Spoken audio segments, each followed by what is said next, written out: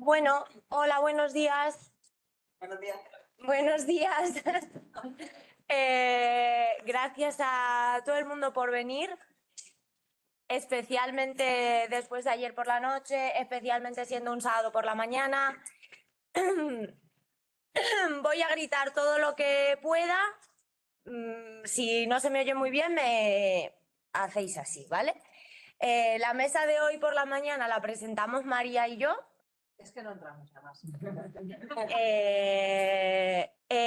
Intervención y prácticas sociales, la dinámica va a ser un poco la misma dinámica que ayer. Vamos a plantear unas preguntas que ya tenéis y luego nos juntaremos en grupo y las vamos a hablar. O sea, lo mismo que ayer, acordaos de los números, ¿vale? Que había ayer en los grupos.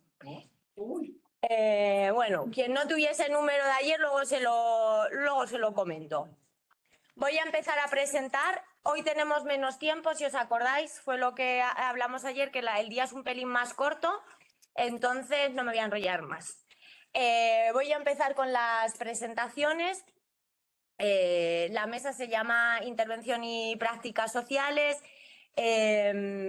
Decidimos llamarlo así, no Industria del Rescate, bueno, para que un poco se dé el debate posteriormente en las mesas, ¿vale? Así que, bueno, eso era un poco la presentación que quería hacer, que terminológicamente le hemos dado vueltas, pero que hemos preferido llamarla Intervención y Prácticas Sociales.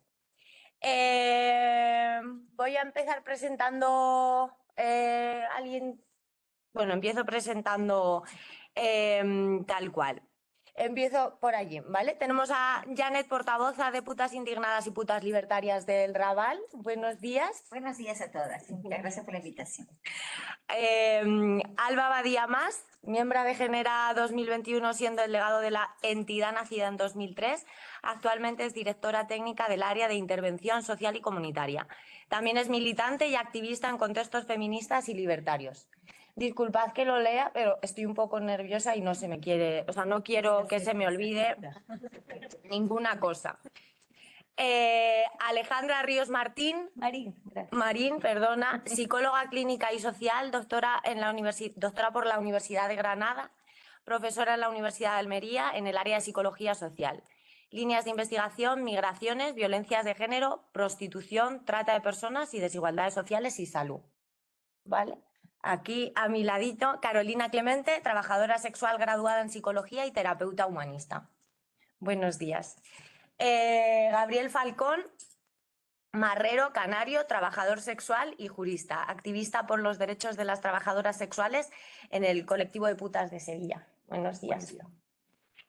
Fuensanta Gual, cofundadora del Comité de Apoyo a las Trabajadoras del Sexo CATS hace ya 23 años y responsable de su servicio médico desde entonces. Actualmente es la presidenta. CATS es una ONG declarada de utilidad pública con sede en Murcia. Vale. Beyoncé es una activista trans, trabajadora sexual de calle, migrante, portavoz cofundadora de la Asociación Feminista de Trabajadoras Sexuales AFEMTRAS. Buenos días. Y Carmen Meneses Falcón, antropóloga e investigadora, profesora del Departamento de Sociología y Trabajo Social de la Facultad de Ciencias Humanas y Sociales de la Universidad Pontificia de Comillas en Madrid. Sus áreas de investigación y conocimiento son género, mujeres y exclusión social. Sus estudios recientes han sido sobre trata sexual y prostitución. En este momento investiga sobre la discriminación de las mujeres en los centros penitenciarios. Bueno, yo soy Alba Sierra, para quien no estuviera ayer, ¿vale? Pues os voy planteando, bueno, y María Martínez otra vez. No que se me olvide nada, no quiero que se me olvide nada. Yo planteo la pregunta y ya, quien quiera participar, ¿vale? ¿Cuál ha sido la evolución de las intervenciones en la prostitución desde vuestra experiencia? Bueno, poco. Pues nosotras desde Afentras hemos creído que a lo largo de los años que llevamos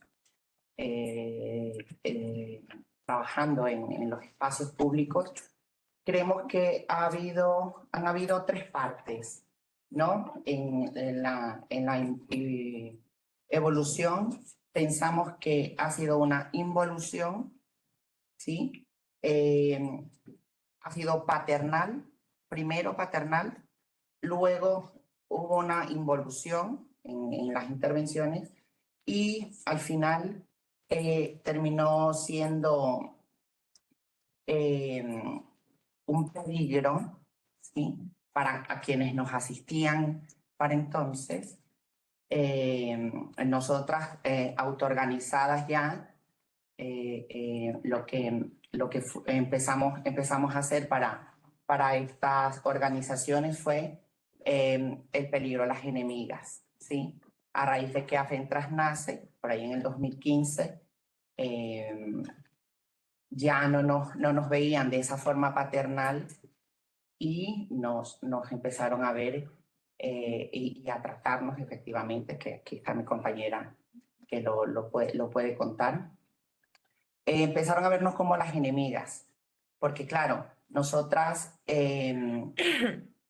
lo que empezamos a hacer es a politizar a las compañeras, a decirles, oye, mira, aquí nos están mirando de esta manera paternal, de esta manera en que nosotras somos el objeto, que casi siempre lo decimos desde AFENTRAS, éramos la firma que necesitaban estas organizaciones para recibir sus subvenciones, y a nosotras se nos regalaba pues una bolsita de condón, una funda de condón, que eso era para nuestro trabajo. Antes, sí que recordamos, hablando con compañeras, porque esta pregunta se la hice a varias compañeras, decía, pues fíjate, hablando en este caso, Médicos del Mundo, sí que Médicos del Mundo, en principio, antes del 2011, tenían esa mirada paternal,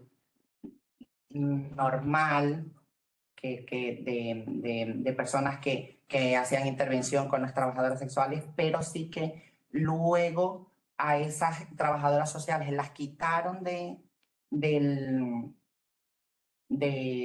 las intervenciones, de que vayan a donde estábamos nosotras, y vinieron otras con mucha más fuerza, con desprecio, y ya claro, ya nos trataban como las víctimas de siempre, como las tratadas y tal. Por eso decimos que ha habido una involución, porque ahora, claro, de ser las víctimas, las tratadas, ahora somos las enemigas. Gracias. Animaros libremente. Bueno, sí. voy a cortar, ya que soy la más fresca que vengo de Barcelona. Bueno, primero de todo, gracias por compartir ese espacio, nuestras experiencias y vuestro tiempo.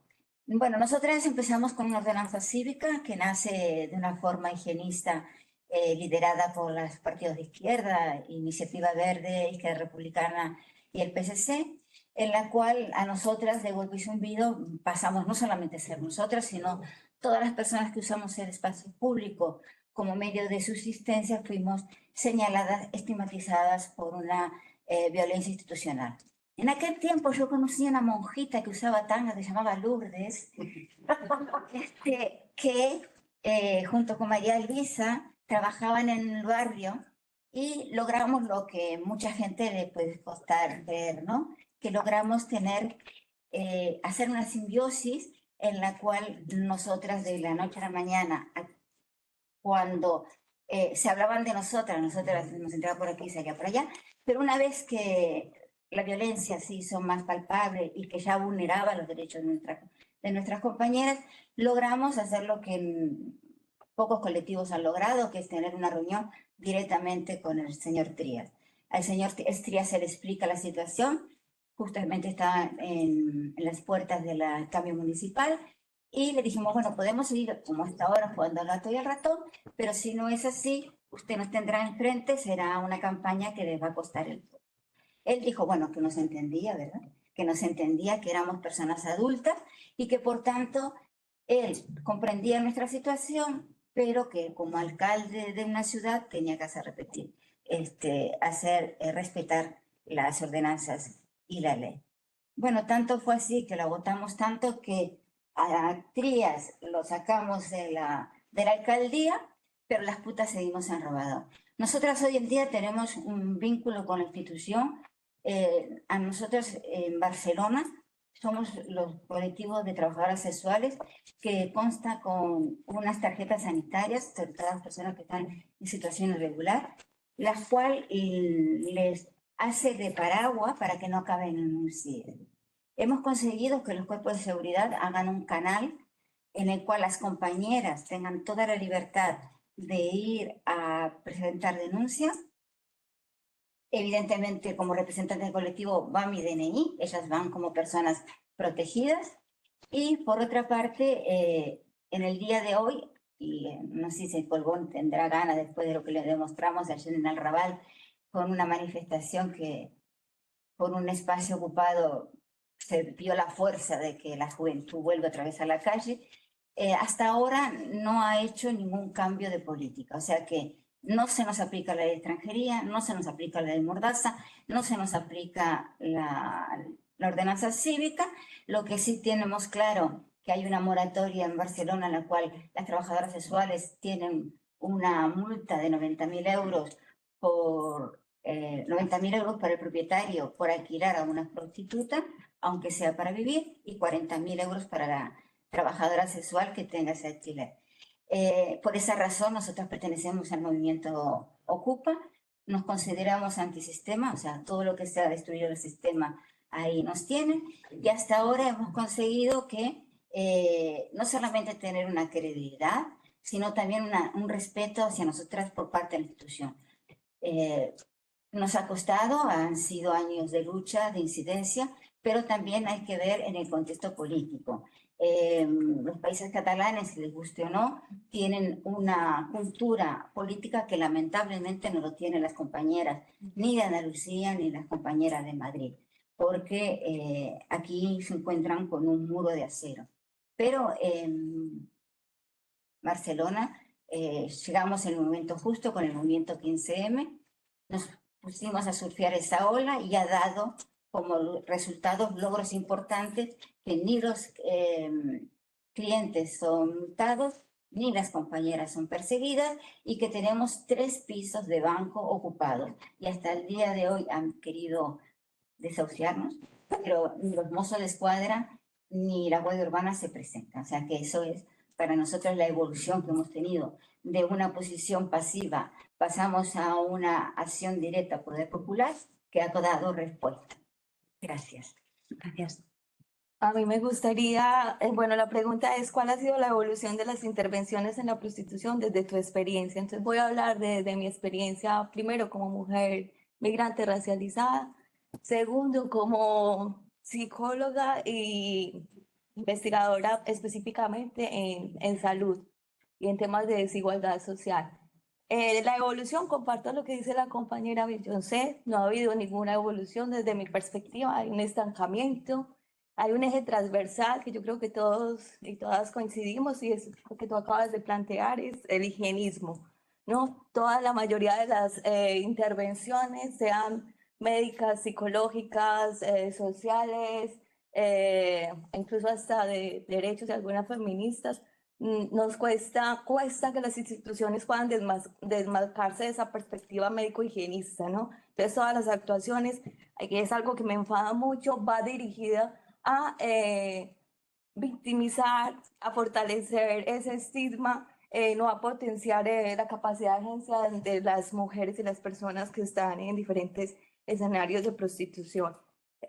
Seguimos con una perspectiva muy psicopatológica, ¿no? Y no porque no hayamos avanzado a nivel de ciencia o de otra manera de entender la problemática de personas vulnerables en diferentes contextos. De hecho, hemos hecho investigaciones, hemos demostrado de qué manera hay diferentes escenarios para ejercer o trabajar como trabajadoras sexuales, escenarios cerrados, abiertos, los riesgos que hay para la salud. Entonces me enfada muchísimo que todo sea salud sexual y reproductiva.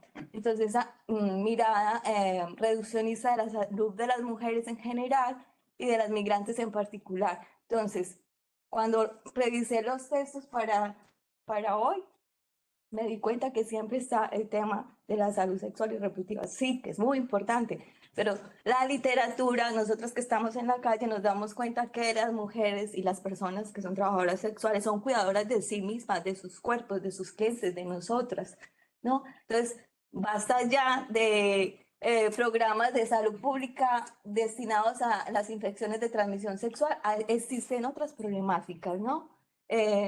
Si son un 80% migrantes, ¿qué pasa con su salud mental, ¿no? Y con el duelo migratorio. ¿Qué pasa con la sensación de soledad, de exclusión? Entonces, hay una involución.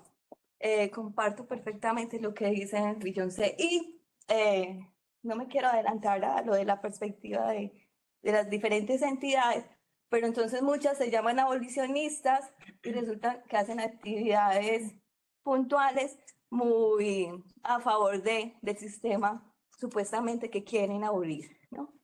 Y voy a parar para dar espacio a otras personas. Sí, bueno, a mí si me permitís, yo no haré el relato de mi experiencia, sino un poco recoger el legado y la trayectoria de Genera, que es con quien vengo a representar un poco.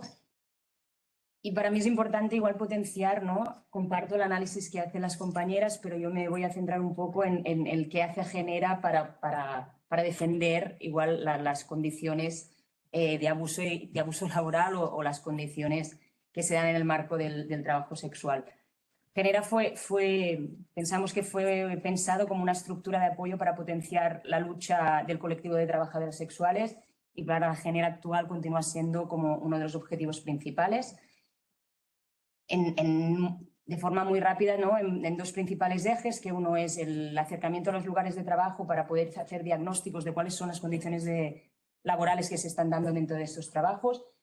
Y eso nos permite, por un lado, generar redes de apoyo y grupos de apoyo para confrontar posibles abusos laborales que se den, así como generar material que nos permita denunciar y hacer conciencia colectiva de cómo confrontar estas situaciones que se puedan dar. ¿No? En su momento Genera hizo la guía de profesionalización que se basaba en poder explicar tipologías, ¿no? qué tener en cuenta, sobre todo para las personas que empezaban en el sector. Actualmente estamos trabajando en una guía de autodefensa laboral también para poder ofrecer, ¿no? pues todos esos aspectos que detectamos en las visitas o en nuestros espacios individuales, poder hacer un recull, lo siento, mi castellano me pasa esto a veces, no, recopilatorio. Recopilatorio, gracias.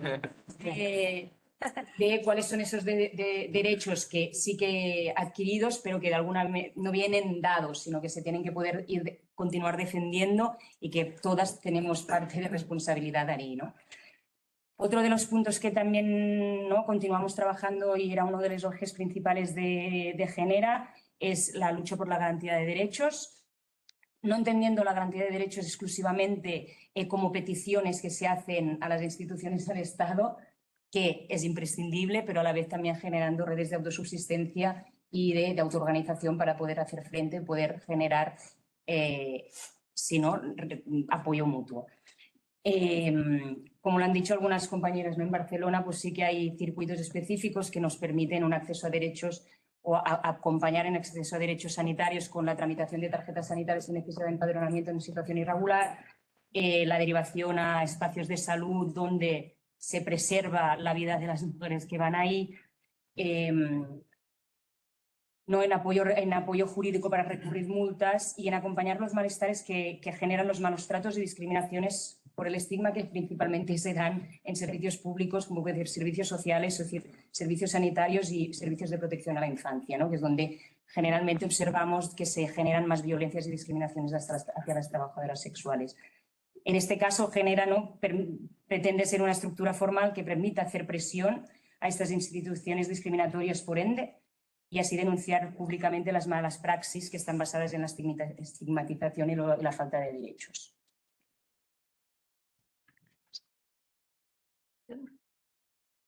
Yo quería hablar un poquito de llevamos 23 años en CATS, entonces la pregunta viene muy bien porque hemos podido asistir a una evolución o a una degeneración de la cuestión político-asistencial a la prostitución en España.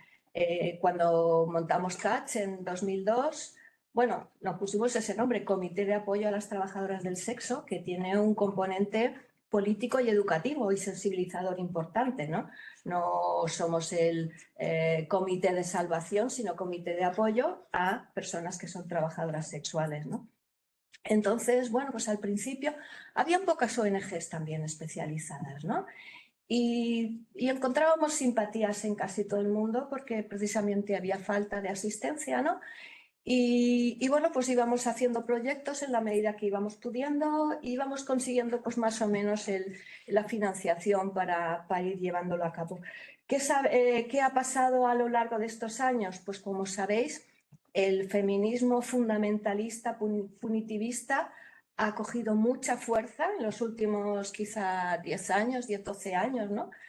Ha cogido mucha fuerza hasta el punto de que por un lado, se ha introducido en los grupos feministas de los principales partidos políticos y también en la administración.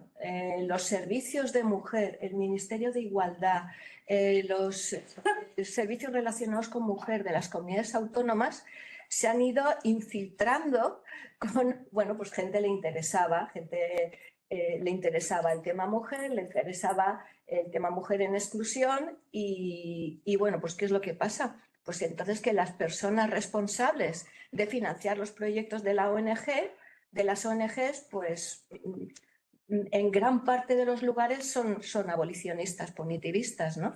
Entonces nos hemos encontrado que sobre todo a finales del 18-19, además eso produjo una crisis económica muy fuerte en CATS, ¿no? Por ejemplo, la Delegación de Gobierno para la Violencia de Género pues llevaba 8 o 10 años financiándonos todos los años el programa de atención integral dentro de su convocatoria de trata, porque haces trata pero tienes que hacer atención integral. Nadie atiende exclusivamente a víctimas de trata, a no ser que tengas una casa de acogida.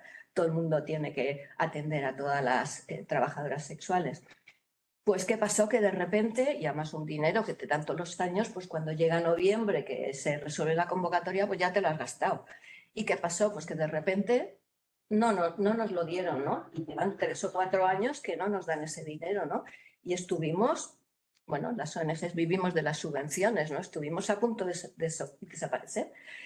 Y bueno, pues hicimos un esfuerzo fuerte porque pensamos que estamos haciendo un papel importante, sobre todo ahora que hay tanto, ahora que el discurso políticamente correcto es un discurso abolicionista, que ni siquiera ya el término neutro que era persona que ejerce la prostitución, ya eso ni siquiera es políticamente correcto. Ahora hay que decir persona en prostitución, en contexto de prostitución o en situación de prostitución. Todo eso para negar, es como un eufemismo para negar que eres trabajadora sexual, ¿no? No son trabajadoras, son mujeres en situación de... Bueno, y nosotros que encima en nuestro propio nombre es Comité de Apoyo a las Trabajadoras del Sexo, bueno, pues somos el demonio con cuernos y con patos y con... Ya nos han pedido varias veces que devolvamos todo el dinero en una subvención en base a... Bueno, estamos teniendo problemas muy gordos, de hecho y eso también nos da más fuerza para seguir. Es decir, bueno, tenemos que seguir, ¿no? Tenemos que seguir. Por un lado, tenemos que buscar fuentes alternativas de financiación. Ahí, quienes sabéis, compro algunas cositas, nos están ayudando en la mesa. Si creemos que vamos a poder montar una tienda online que llevará material pues, higiénico preventivo, erótico, reivindicativo, camisetas, etcétera, ¿no? Ya os avisaremos, ¿no? Y luego también nos ha hecho darnos cuenta de que nuestro papel a lo mejor tiene que ser un poco otro. Por supuesto, seguimos haciendo atención. La gente necesita atención médica, atención jurídica, atención de extranjería, etcétera, ¿no? Es lo que la gente necesita, pues es lo que, por supuesto, tenemos que dar respuesta, ¿no? Pero también nos hemos dado cuenta que hay un papel muy importante que nadie va a hacer por nosotros, ONGs abolicionistas o que siguen la línea del abolicionismo porque es donde hay dinero, ¿no? De la línea rescatista, ¿no? Pues entonces estamos empezando a hacer investigación participativa, acción participativa. Tenéis ahí fuera la primera que hemos hecho, que es las prostitutas hablan de violencias. Ahora estamos haciendo actualmente una sobreexplotación y vamos a ver si conseguimos seguir haciendo investigación en la cual las protagonistas sean las propias trabajadoras, ¿no? No investigación donde la gente pues filosofa, ¿no? Y luego la otra también es los ciclos de charlas debate hablan las prostitutas, en las cuales ya vamos a hacer este año el que viene el tercer ciclo, en la cual creo que algunas de las universidades que estáis ahí nos vais a apoyar para la participación, en la cual hablan justo las trabajadoras sexuales en primera persona y sin intermediarios, ¿no? Y bueno, también algunas otras cosas como intentar montar una cooperativa, eso está complicado. Pero bueno, pues consideramos que tenemos que estar ahí y pero vamos, lo estamos teniendo muy duro, muy difícil y tenemos que hacer un trabajo muy perfecto porque cualquier tontería nos van a o denegar, que nos están denegando por tontería, o directamente ya hecho el proyecto que lo devolvamos, lo cual es tremendo, ¿no? Y bueno, solo eso de momento. Si no te importa, Carmen, voy yo porque lo que voy a decir va bastante ligado con lo que decía Fuensanta.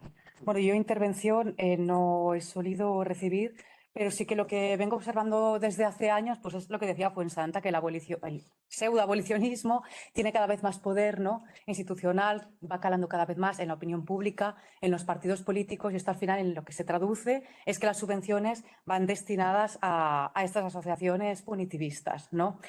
Bueno, voy a poner el ejemplo del Plan Camino. Hace un par o 3 de semanas analicé el informe que habían emitido sobre los resultados de su actuación. Recordamos que recibieron 8 millones del Ministerio de Igualdad, ¿no? De momento. Y bueno, básicamente los resultados es que de las 640 mujeres atendidas en el programa Recuperación y Refuerzo de Capacidades Sociolaborales, se acompañaron 173 procesos, de los cuales se han insertado, así lo dicen, a 168 mujeres, de las cuales el 54% están en el empleo informal, es decir, sin contrato, cosa que es completamente ilegal, ¿vale? Asimismo, y lo dicen así, lo podéis buscar, lo dicen así literalmente. El 60% de estas inserciones no se ha mantenido, el 16% lo hace solo esporádicamente. Solo un 40% ha logrado empleo estable, ¿vale? Y bueno, recordamos que solo el 40% de estas inserciones, es decir, que al final ha habido unas 35 mujeres con empleo estable, ¿vale? Para eso se han invertido 8 millones del Plan Camino. Luego también se hizo un plan como de creación de empleo, no recuerdo bien cómo le llamaban, ¿no? O sea, para que las trabajadoras sexuales que quisieran dejar la actividad pudieran montar sus negocios. Intervinieron 16 entidades y una mujer ha montado un negocio. Emprendimiento. Vale. La mayoría de estos empleos están siendo de cuidados, con toda la explotación laboral que sabemos que hay en el sector. De hecho, bueno, el movimiento feminista lo estamos denunciando, estamos organizando huelgas generales, etcétera, pero la industria del rescate, por otro lado, se está cargando estas movilizaciones cuando están enviando a las mujeres a trabajar en estas condiciones de explotación, obviamente sin contrato. Y luego, ¿cómo evalúan el éxito del plan? Bueno, pues según la capacidad de detectar signos de maltrato. Es decir, siguen enfocando el tema del trabajo sexual como una cuestión de violencia de género en nosotras como víctimas, en vez de enfocarlo como una cuestión pues socioeconómica, ¿no? Pues de pobreza, de migración, de situación administrativa, etcétera. Bueno, en cuanto a las víctimas de trata, hay que decir que de las 8.800 mujeres atendidas han detectado 364 en situación de riesgo. que ya sabemos esto que quiere decir, ¿no? Que presenta una serie de... eso es, pero que no es algo 100% seguro. Bueno, de estas han acompañado 49 procesos de acreditación, porque ya sabemos que gracias al Plan Camino, algunas ONGs tienen la potestad de acreditar si una persona está en situación de trata sin que tenga que denunciar. Esto no significa que le garanticen los derechos de permanencia ni de protección hacia ella, etcétera, sino que, bueno, durante los 3 meses que dura el periodo de reflexión va a poder acceder más fácilmente a los recursos de atención, ¿no? Y al final, pero bueno, que si se quiere quedar va a tener que pasar igualmente por el proceso judicial, que tampoco le garantiza absolutamente nada. De estos 49 procesos de acreditación, al final se lograron 33, ¿vale? ¿Qué ha pasado con las otras 16 mujeres? Nadie lo sabe. A todo esto tengo que decir, son abolicionistas, pero por una vez consideran que las mujeres trans son mujeres. Cuando les conviene les interesa instrumentalizarlas. Y luego también han desarrollado un programa para adolescentes y niñas supervivientes de la trata, cuyo número duplica al número de mujeres en situación de riesgo de trata. Cuando lees un poquito más el informe, te das cuenta que entre los factores, bueno, las violencias que han pasado, no se da ningún caso prostitución infantil, ¿vale? ¿Qué es lo que es? Es un programa supuestamente de prevención, para que estas menores de edad que están en situación de riesgo no acaben en la prostitución. Y este riesgo le intentan paliar pues, con unas cuantas sesiones y unos cuantos talleres, ¿vale? Cuando sabemos que esto va más allá de una decisión individual, ¿no? Que hay toda una serie de factores sociales que, bueno, ya tampoco están tratando, ya que todo el dinero destinado a darnos alternativas laborales lo están gastando en mantener su infraestructura. Entonces yo pregunto a las aliadas, ¿no? Pues de Sidálava, de Ascavide, etcétera, como... No, de Ascavide no, perdón. Pregunté a vosotras, Sidálava, y no recuerdo quién más. En Vizcaísida, perdón. Cómo veían el panorama de la evolución y me dijeron que no habían visto en sí una proliferación de organizaciones abolicionistas, pero sí como que van accediendo a más espacios. Y el trato que dan a las compañeras luego dificulta mucho que quieran recibir a cualquier entidad que pueda ser aliada, que les pueda proporcionar un recurso, etcétera. Es decir, que al final todo este poder que están generando los abolicionistas lo que está haciendo es restringir nuestros derechos. Esto es. Gracias. Bueno,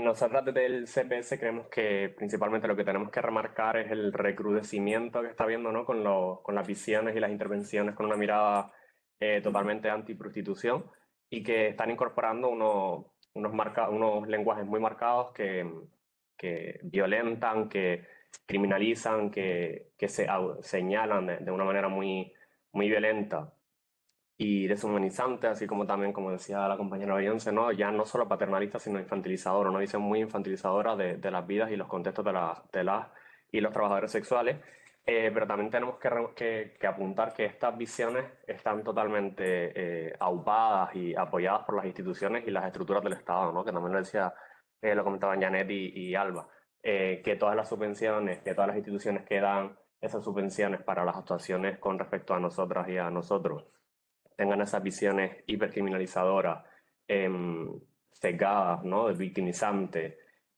Todo esto lo que prolifera es que todas estas organizaciones incluyan esas visiones si ya las traían, ¿no? de casa de todas esas organizaciones abolicionistas, etcétera. Pues organizaciones que en un principio hacían una atención neutral, por así decirlo, ¿no? en aspectos de salud, etcétera, etcétera, pues que incorporen todas estas miradas paternalistas, infantilizadoras y deshumanizantes, ¿no? Que al final lo que borran es la agencia, la autopercepción de las propias trabajadoras sexuales y en definitiva pues una violencia que ya no solo ya traspasa lo que son las barreras del Estado, ¿no? de las propias instituciones y se traspasa a las entidades que son las que atienden pues más directamente a las trabajadoras.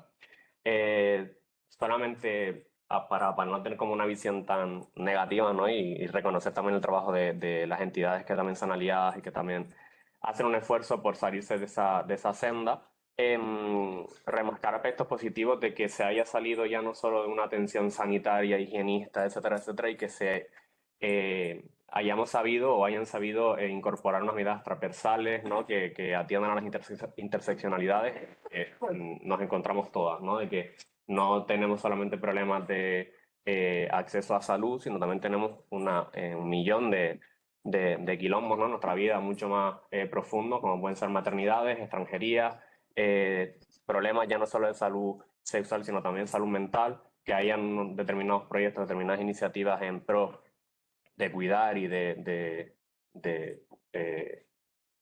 aupar o apoyar la salud y el bienestar emocional de las trabajadoras sexuales es muy importante, y más en los contextos en los que estamos actualmente, con esa autopercepción muy negativa que intentan también como machacar mucho en el ideario nuestro propio, ¿no? De esa negatividad, de esa degradación, etcétera, etcétera. Y yo creo que esto es algo que también tenemos que poner en valor, ¿no? Y más en los tiempos en los que tenemos, y apoyar y soportar todas estas actividades. Bueno, yo, como habéis dicho desde la experiencia, y yo soy investigadora principalmente, os voy a contaros lo que un poco yo he visto desde que a mí en la Delegación de Gobierno de Violencia de Género me encargó un estudio en el 2012, ¿vale? Desde el 2012 yo pateo, creo que fueron 10 o 12 provincias, donde no solo entrevisto a jueces, a fiscales, a CRIF, Guardia Civil y ONGs. A todo esto, en este momento, me dan un listado de ONGs, eran aproximadamente unas 40, de las cuales funcionaban 30. Y alguna estaba en el papel y no tenía nada. O sea, lo dejé claro al Ministerio, que hay que hacer un seguimiento de lo que se pasa, ¿no? Esa evolución de lo que yo me encuentro ahí, yo ahí detecto, sí que hay un abolicionismo, pero está más silenciado. Ya, yo estoy de acuerdo con lo que habéis dicho, pero eso lo destaco mucho más en los últimos 5 años, donde de esas 30 ONGs, que yo más o menos, proyectos sociales que están trabajando, con estilos muy distintos. Hay proyectos que están trabajando desde las mujeres, hay proyectos que trabajan desde una visión para las mujeres y domesticando el control social. Pasamos a un momento posterior, porque he seguido siguiendo la evolución. En aquel momento del 2012 el presupuesto de la Delegación de Gobierno era 2 millones de euros. Ahora el presupuesto es de unos 7 millones, aunque ha habido oscilaciones en los últimos 2 años debido al proyecto Camino, al plan Camino ¿no? Entonces, bueno, ha bajado porque el Ministerio ha financiado por otro lado, ¿no? Pero ahora son muchas más ONGs, son 50 ONGs. O sea, han aparecido 20 ONGs de pronto, 20 que piden subvención, ¿no? Entre las cuales algunas se han creado al hilo de la trata.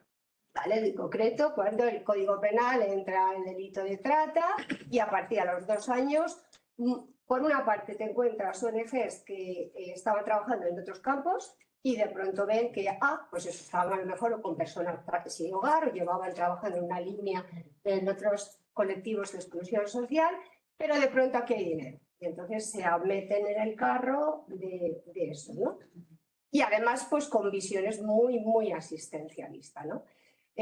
Además, colectivos que, como vienen trabajando con los sectores más vulnerables de la población, pues si hablamos un poco de la estructura social, pues tienen una visión, digamos, muy precaria, ¿no? O sea, digamos, hay ONGs que están trabajando en situaciones muy límites, con gente que tiene situaciones muy complicadas, son irregulares, están con persecución, etc. Y esa visión del día a día, con situaciones terribles en algunos casos, la amplifican a todo el trabajo sexual y a toda la prostitución, ¿vale? O sea, en principio, entonces es decir que la experiencia que puedan tener una entidad la proyectan y la realidad del trabajo sexual es totalmente diferente. Es decir, en cuanto subimos en el mercado del sexo para arriba, las ONGs están situadas en 1/3, en la parte de abajo. En la parte de arriba no hay ONGs y, de hecho, en mis investigaciones el 8% ha acudido a una ONG digamos, del trabajo sexual medio o alto. El más alto no he llegado, porque es mucho más difícil, porque se mueve con agencias, con contactos y además es a nivel europeo. O sea, que hay una movilidad muy grande, o sea, es otra cosa diferente y yo quise entrar ahí, pero me costó mucho más, ¿no? Porque, bueno, es más complejo. Entonces, la visión de esta pues surge en los últimos años, entidades que son las que yo llamo ONG empresa, donde están acaparando gran parte de los recursos, donde están ofreciendo recursos asistenciales, pisos, y con unas filosofías muy determinadas, ¿no? Con un modelo de víctima, un modelo de mujer, me da igual que sea de trata, que sea prostituta, es que me da igual, porque el modelo aplican el mismo. Trabajan desde las propias ONG, sus proyectos, sus cosas, etcétera, desde lo que le marca la administración, pero no están trabajando desde las mujeres, ¿no? Con esto yo sí que distingo, porque efectivamente estoy de acuerdo contigo, no podemos meter a todo el mundo en el mismo saco, hay que hacer evolución y ver. Yo sí que he visto que el discurso abolicionista se ha recrudecido. A lo mejor yo no soy votante del PP, pero la verdad es que esto ha sido mucho más con el PSOE.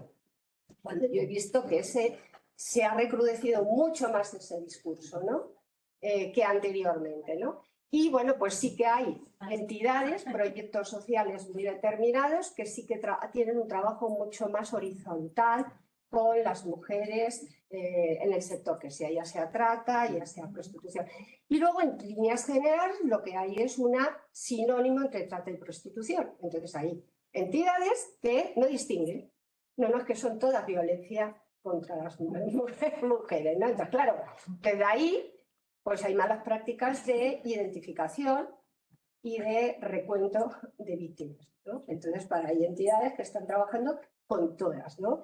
Y de hecho, cuando yo me he metido a investigar en distintos sitios, pues mujeres que me han dicho, es que me pidieron el DNI para hacer un curso. Digo, ¿y tú cómo le diste el DNI? Es que, claro, porque vinieron a esto, claro, a muchos de estos pisos o locales, abren la puerta a la ONG sin darse cuenta a quién están metiendo, ¿no? Entonces, esto lo he ido documentando en más de una vez. Entonces, les cogían el DNI, les cogían todo, porque las iban a llamar para un curso. Claro, inmediatamente, y más sabiendo qué entidades eran, hacía seguimiento. Oye, ¿te han llamado? Oye, ¿te han llamado? Pero entonces, de pronto, en un piso, las 8 mujeres que había allí han pasado a la lista de la entidad como víctimas de bueno, esa es una práctica relativamente, por desgracia, ¿no? Y luego hay también en ese discurso abolicionista, en un sector de las ONGs, algunas son empresas, yo es que las llamo más empresas que ONGs, la verdad, pero bueno, donde, también lo habéis dicho vosotras, empieza a marcar el tema de niñas, ¿no? Y yo, sinceramente, he ido investigando a ver dónde están las niñas, ¿no? No hay trata infantil, pero es que la prostitución de menores es muy relativa. Es decir, claro que la hay, claro que... Pero hay mucho más sensacionalismo, mucha más extensión de lo que hay. ¿Por qué? Porque no estamos en los países en desarrollo, estamos en Europa y estamos en España y hay unos sistemas de protección determinados.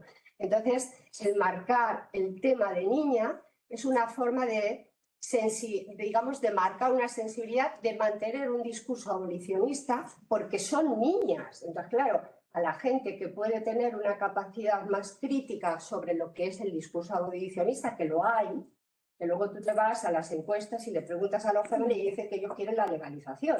Yo tengo varios, me voy a los jueces y me dicen, están divididos porque el propio discurso abolicionista confunde, ¿no?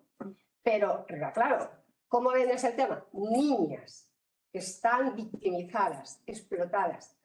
Sinceramente, niñas es a partir hasta los 12 años. De 12, 13 años, distintas disciplinas que han marcado a nivel científico el tema, estamos hablando de adolescentes. No vamos a negar que hay algunas adolescentes que en principio son captadas o no son captadas, ellas mismas lo deciden, o sea, porque también me he encontrado eso. Y entonces, incluso en algunos locales le han dicho, o en algunos pisos, ha dicho, no, mira, yo con 17, espérate que cumpla los 18 y vienes, porque no quieren lío, porque el tema de menores está muy castigado en el Código Penal y muchas veces las encargadas, madame, dueños, dueñas, no están por la labor de que las detengan. Es decir, que yo lo miro desde todos los prismas, ¿no? Entonces, bueno, obedece a un reclamo muy determinado de mantener ese discurso abolicionista y que está muy sustentado por todo el tema de la intervención social que hay. Bueno, yo tengo muchas más notas porque en principio ese contenido moralista Yo le decía, sabéis que yo estoy en una universidad católica, y le decía a los jesuitas, le digo, joder, sois vosotros mucho más abiertos que las feministas carcelarias, porque el discurso que tienen, de verdad que no es el vuestro, ¿no? Es decir, y luego, a la hora de intervenir, pues también estoy de acuerdo con vosotros. O sea, yo he vivido dentro de varios clubes y he visto cómo médicos del mundo venía y soltaba los preservativos en la entrada, ¿no? Pero, sin embargo, hay un montón de tareas que hay que hacer de forma transversal con las mujeres que no se hacen, ¿no? Las iba a dejar para el final, pero bueno, ahora lo cuento y luego ya después.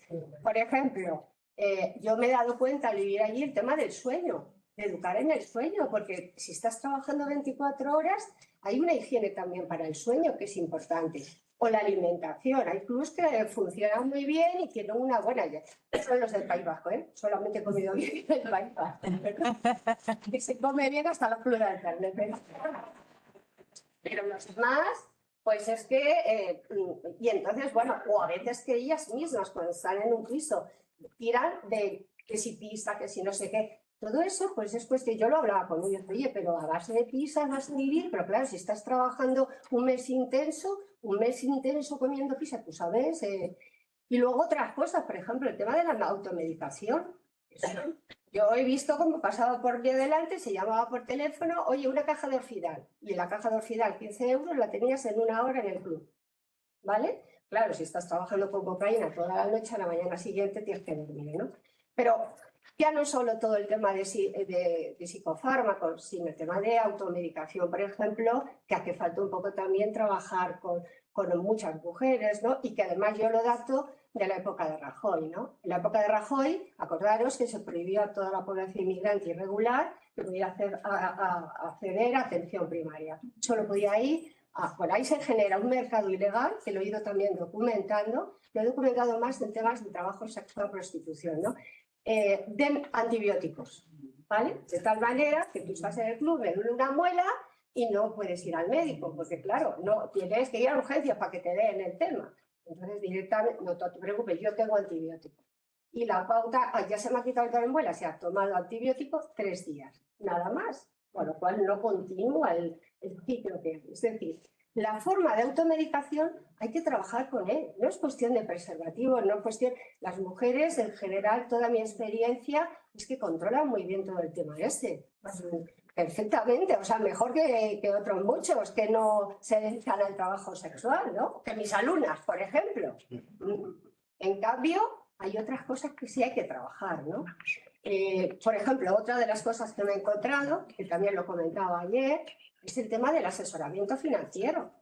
O sea, hay muchas mujeres que están sacando mucho dinero. Y mira, los ricachones tienen, los que yo conozco, algunos de ellos tienen asesores fiscales. Yo he documentado en el caso de varias mujeres que tenían dinero y les ha llamado a Hacienda diciendo que eso no lo ha declarado. Y le ha dicho, es que esto es de la prostitución, si yo no me puedo, no sé qué. Ah, lo siento mucho, y le ha puesto una multa de 5.000 euros, que ha tenido que pactar con Hacienda, y ha tenido que pactar con Hacienda de ir pagándolo poco a poco.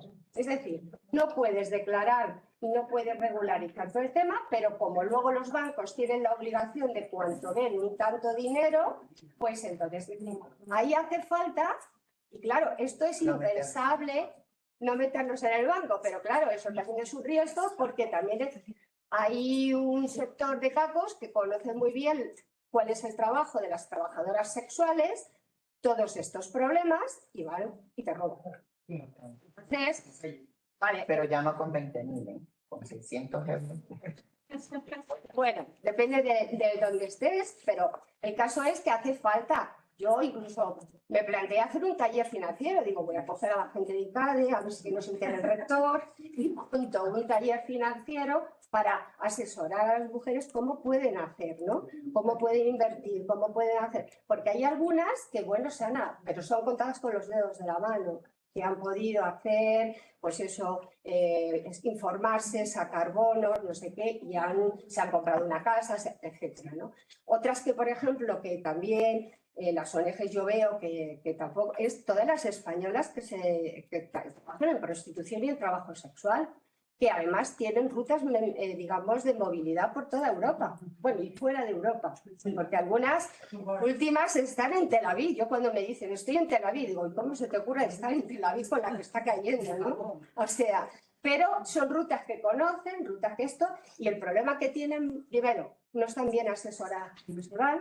Yo cuando he estado y hice trabajo del campo en Ginebra, vi a crías de 18 años que venían, que no habían apenas tenían experiencia de haber trabajado en el trabajo sexual, con lo cual, bueno, yo me vi dándole mi teléfono a más de una porque me daba cosa. Digo, madre mía, hasta sí es verdad que trabajan muy bien con ellas. Yo se lo dije, digo, me parece que tenéis que ahí ver, y sobre todo desde aquí, porque son las redes generales en las que ellas se manejan, pero hace falta un trabajo importante, como el trabajo y el que se hace con las adolescentes o con las jóvenes españolas en general, es de no a la prostitución, no al trabajo sexual, pues no hay un trabajo de disminución de riesgos que le permita, si te vas a ir fuera, si esto, situaciones. Y uno de los riesgos, de los muchos que podría contaros, es cuando ganan mucho dinero fuera y vienen para acá.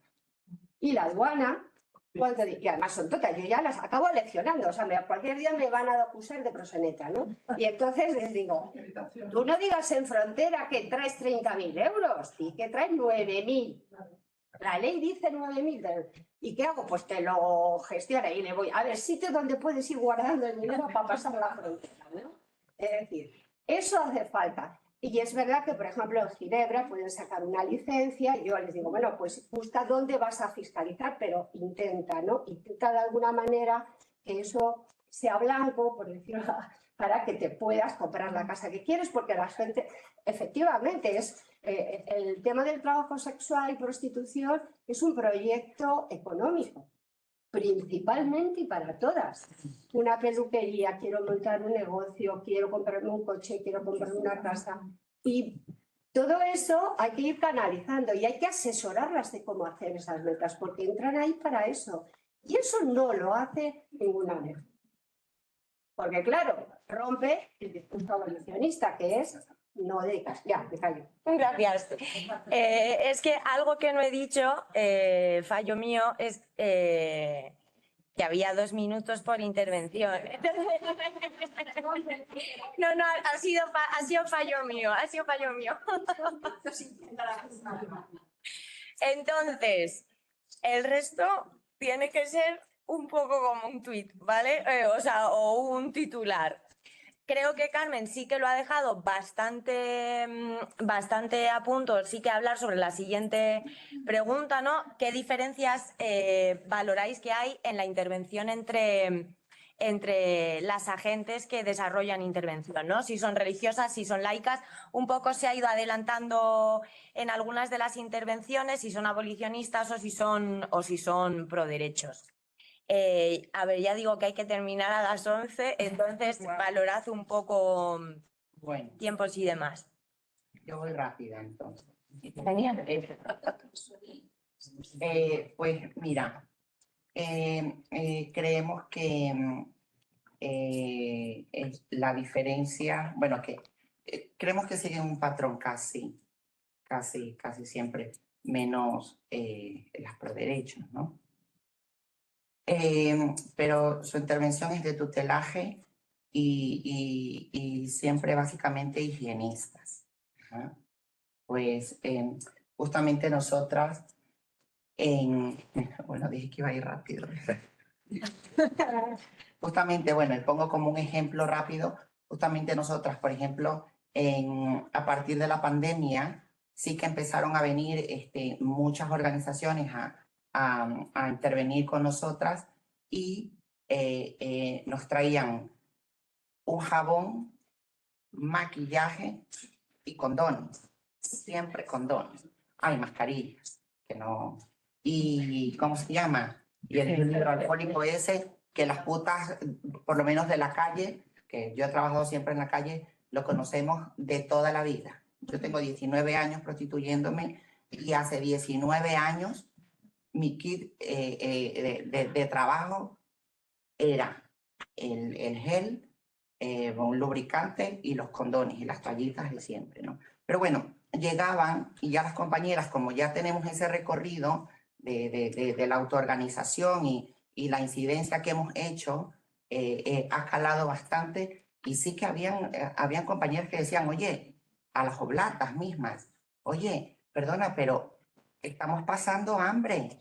O sea, yo no necesito que me des una bolsa de condones, ni que me des una colonia, ni que me des un jabón, que eso básicamente ya lo tengo yo en mi casa, ¿sí? Si quieres ayudarnos de alguna manera, tráenos una bolsa de comida, porque tengo 4 o 5 días que no me echo ningún cliente y que no tengo para comer. O dan un bono de esto y me lo compro yo, o sea, lo que sea, pero que ya ese tipo de intervención, de tutelaje y de higienismo no nos sirve, ¿no? Bueno, los colectivos, las organizaciones LGTBI, un poco más de lo mismo, o sea, van por ahí en la mano, de la mano. Bueno, pues y las organizaciones abolicionistas que sabemos que nos utilizan y nos infantilizan y ahí tengo para poner ejemplos, pero así a porrones de todas las intervenciones que hacen con las compañeras y de las formas en que les trabajan la cabeza el estigma de compañeras que se las llevan apartadas a un lado. Esto lo veíamos hace mucho tiempo, por eso decía en la pregunta de antes que, ya acabo, ¿vale? Que han habido varios cambios, ¿sí? Porque antes sí que a las compañeras las apartaban y tal, y esas compañeras cuando regresaban de nosotras ya venía con la culpa trabajada, con el de ser mala madre, con el de ser una mala mujer, y no es lo que queremos ya, ¿no? Es más, aunque lo queramos, no lo necesitamos ya. Sí, y ya me callo.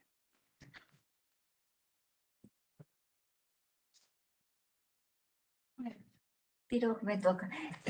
Nosotras realmente trabajamos con las compañeras de asociaciones en el territorio, Tenera y AMBI, y el do de la dona era antes, después que se fue mucha gente ya no es lo mismo el do de la dona. Pero seguimos manteniendo lo que es las instituciones, asociaciones pro derecho. Pero también contamos con una red de apoyo a nivel de movimientos sociales, que eso es lo que realmente nos hace fuerte y nos libera de la opresión o del tutelaje. Y por otro lado, nuestra incidencia política ha calado tanto que nosotros ya directamente hablamos tanto con el ayuntamiento como con la Generalitat. No olvidemos que la Generalitat del año pasado reconoce el trabajo sexual y el cual trataría de buscar herramientas para que se pudiera extender al resto del Reino de España, pero lamentablemente los tiempos políticos son los que son.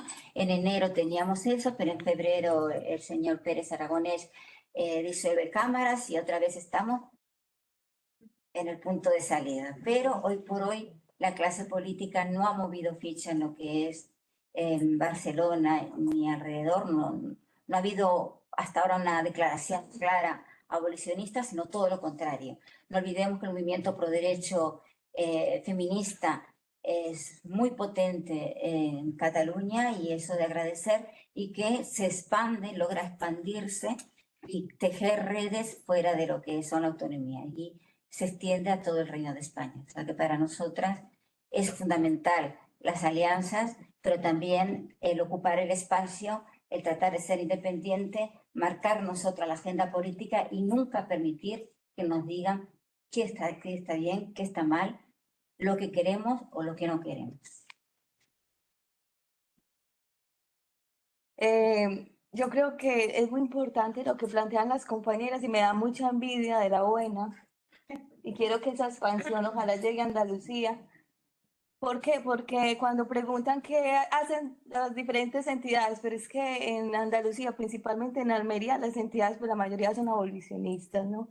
Entonces, las pocas que han quedado, que son pro derechos, al no recibir financiación, pues tampoco puede contratar a muchas personas, que es en el terreno, ¿no? Entonces, eso limita mucho. Entonces, cuando escucho esa organización en Cataluña, esos... Barcelona solamente, pero que Bueno, logramos. en Barcelona, y yo digo que sería súper interesante poder tener esas alianzas en el sur, ¿no? Y en Almería, cuando escucho a Carmen y que habla del dinero que ganan algunas trabajadoras sexuales, yo pienso en las mujeres que conoce de primera mano Estefanía, las nigerianas, las mujeres latinoamericanas, romanas, con las que yo he trabajado, magrebíes, que viven en una chabola entre asentamientos y que escasamente se les alcanza para comer, ¿no? A mí me indignaba mucho cuando estaba en Médicos del Mundo y yo organicé una entrega de alimentos con el Banco de Alimentos y mi jefe me dijo, nosotros no podemos entregar alimentos, eso se acaba aquí. Y yo le dije, ¿pero por qué? Si es que la salud empieza por la alimentación, ¿no? Entonces, ¿qué de malo estoy haciendo ayudando a personas que necesitan o que no pueden acceder al Banco de Alimentos porque le piden empadronamiento y una serie de documentación? Entonces, claro, ¿qué hacen? Pues ¿qué hacen las entidades? Si son abolicionistas, hacen lo mismo que todas. Me da igual si son religiosas, sanitarias o lo que sea. Van, dejan en los preservativos, y ya bien lo hemos dicho. Además, cada vez personas que trabajan allí, sin nada de sensibilización por el colectivo, sin nada de formación. ¿Mm? Entonces, prácticamente son las trabajadoras sexuales y las personas en prostitución que terminan formando a estas personas de estas entidades, ¿no?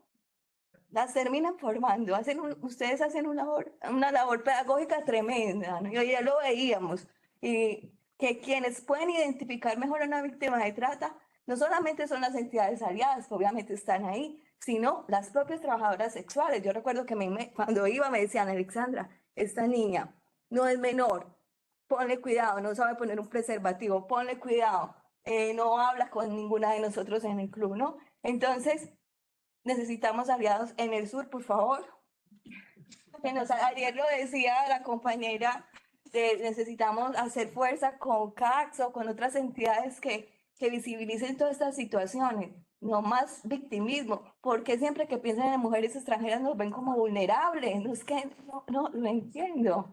O sea, tenemos otras necesidades, entonces depende mucho del territorio y del lugar político que ocupen esas... Es geopolítica pura y dura, Sí. ante un sistema capitalista que nos tiene todas boca abajo. Pero entonces las diferencias no son tales, a eso vamos, ¿no? O sea, las mismas entidades, me da igual si tienen la Cruz, la Aurora, lo que sea, me da igual, pero terminan haciendo lo mismo, ¿no? Entonces cuando cuando yo quiero escuchar a las mujeres desde otra perspectiva, ya el daño está hecho.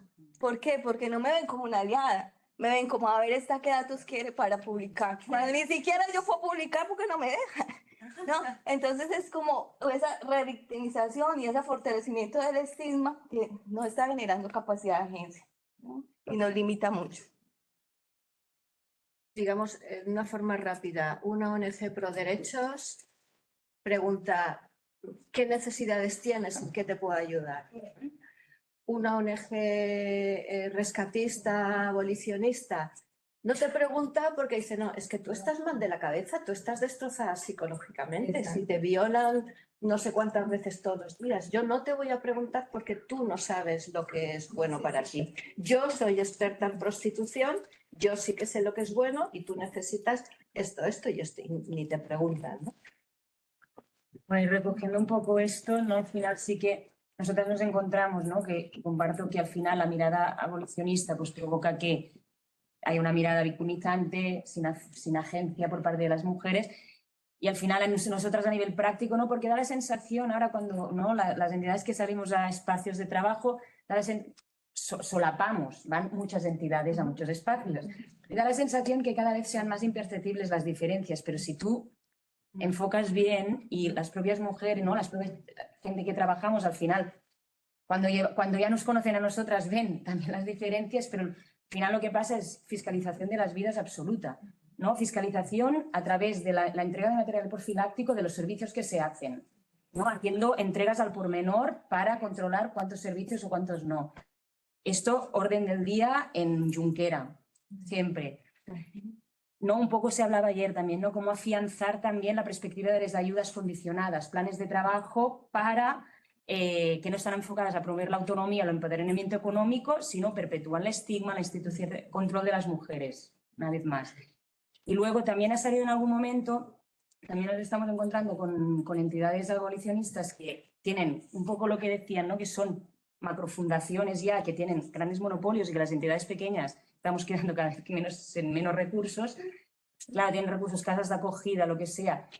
Incluso a personas que estamos acompañando en identificación de trata, que en un momento dado incluso instrumentalizan de alguna forma eso para conseguir determinados accesos, ayudas, se ven inmiscuidas en dentro de casas de acogida que son correctivas, ¿no? Pero de hábitos cotidianos, ¿no? Que hay algún artículo que habéis sacado desde la UNED, pero que nosotras lo vemos en la práctica diaria, ¿no? Llamadas de, es que estoy aquí dentro ahora, no me dejan salir, ¿cómo lo hago?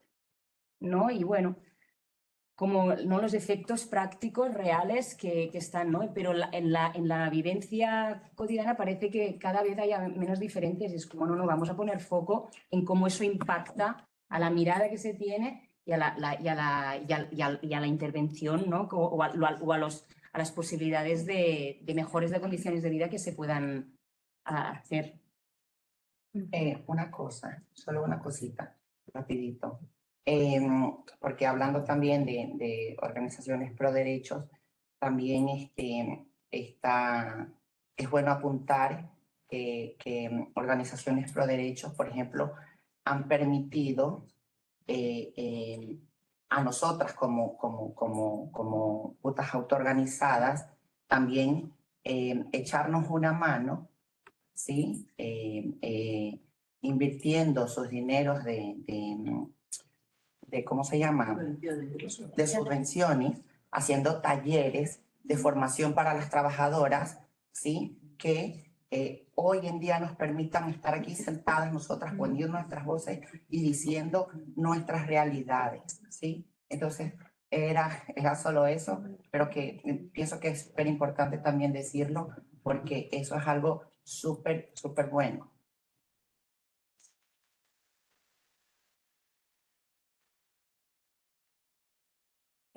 Bueno, creo que es mi turno.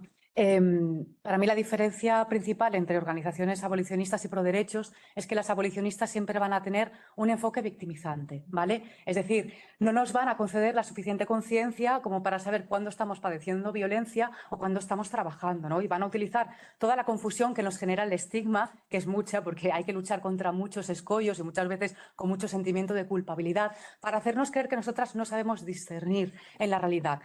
El objetivo, obviamente, es colocarnos en una posición de víctima en la que ellas te puedan ofrecer salidas mucho más dignas para ti. Y ya sabemos lo que son salidas en que te van a meter en trabajos sin contrato, ¿no? Como Médicos del Mundo, y van a estar así engrosando la industria del rescate. Es un colocarnos en una posición de víctima muy perversa porque no es para preguntarnos qué necesitamos, ¿no? Sino es para poder manipularnos y poder beneficiarse ellas. Una entidad pro derechos, bueno, pues siempre valorará nuestra capacidad de escoger, ¿no? Y el hecho de que nosotras podamos reconocer que nuestra actividad es un trabajo. Y yo creo que a las entidades pro derechos también les ha venido muy bien pues, la constante politización del colectivo, ¿no? Porque nosotras damos legitimidad a los discursos que ellas tienen. Cuando, por ejemplo, las putas indignadas os empezasteis a mover, eso le dio completamente sentido a las reivindicaciones de género.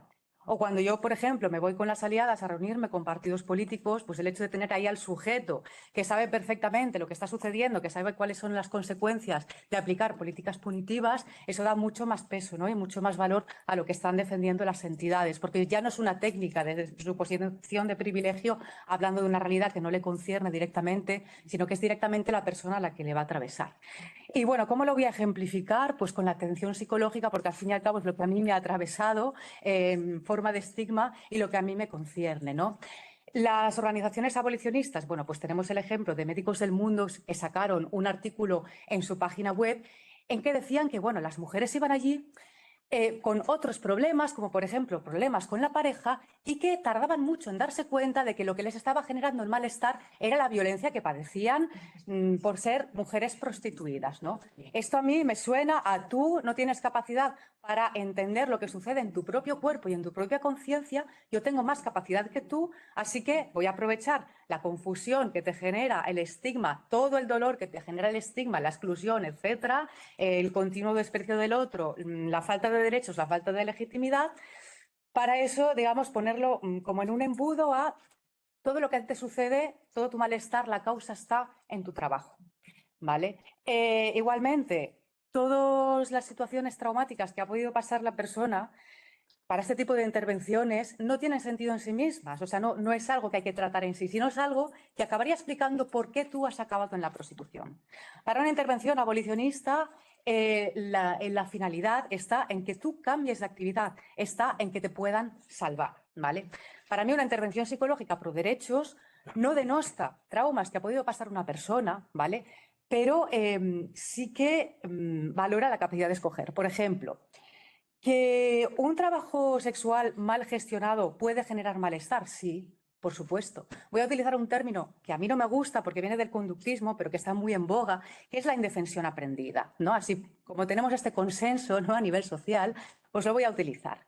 Que una persona, por una serie de traumas o de educaciones, puede estar en una posición de indefensión aprendida y esa indefensión replicarla en el trabajo, es decir, no verse capaz de poner límites a los clientes, no verse capaz de escucharse a sí misma y saber cuáles son sus límites, qué le va a resultar dañino, que eso puede suceder y a eso le sumas toda la carga del estigma que dice, como no eres una mujer lícita, porque para eso te has metido en la prostitución, ahora pues aguántate con todo lo que te venga, ¿no? Que es este discurso abolicionista de pagan por violarte y no tienes ningún derecho a nada. Vale. Una persona que esté en posición de indefensión aprendida puede acabar replicando situaciones que le hagan daño dentro de la prostitución por no verse con el empoderamiento suficiente. Y aquí le sumamos también la falta de derechos, ¿no? Para poner límites, sí. Pero para mí una intervención pro derechos se basaría en vamos a tratar las cosas que te han sucedido a lo largo de tu vida para que tú tengas más libertad de escoger, no solo en si quieres o no quieres seguir dentro de la prostitución, sino en general, que no sigas replicando ese tipo de conductas en cualquier ámbito de tu vida. Y para mí, bueno, la diferencia principal es que una intervención pro derechos nos considera sujetos y quiere considerarnos sujetos cada vez más libres, cada vez quitándonos más el peso del estigma, y una intervención abolicionista siempre se va a basar en el estigma para cosificarnos y hacer de nosotras lo que ellas consideren. Ya está.